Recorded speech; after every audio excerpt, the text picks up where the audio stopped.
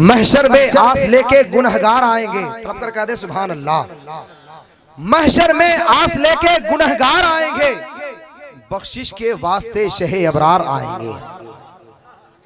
वाह, सारे पुराने नोट से कर ले समझौता, नया नया हर पीस उठाकर ले जाएं। शायर के पैसे में बरकत होती है, 10 रखें और 20 उठाकर ले जाएं, है ना। महशर में आस लेके गुनहगार आएंगे, बख्शिश के वास्ते शहे अबरार आएंगे।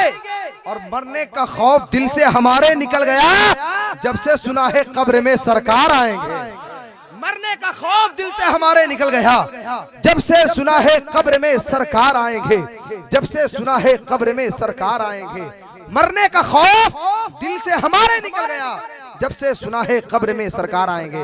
बिला किसी तमहीद के मद्दाह खैरुल अनाम अंदलीब गुलशन रिसालत शाहकार तरन्नुम जनाब सुभान रजा हसन गयावी की शायरी से मुलाकात कीजिए। नारा लगाइए, नारे तकबीर, नारे रिसालत, नारे रिसालत, वाहिदे मिल्लत कॉन्फ्रेंस, नारे तकबीर, नारे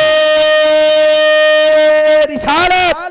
आ मेरे प्यारे, कुछ काम निराले कर दे, इश्क की दुनिया में हर सम उजाले कर दे। मैंने महफिल को किया तेरे हवाले, लेकिन सारी महफिल को तू आका के हवाले कर दे।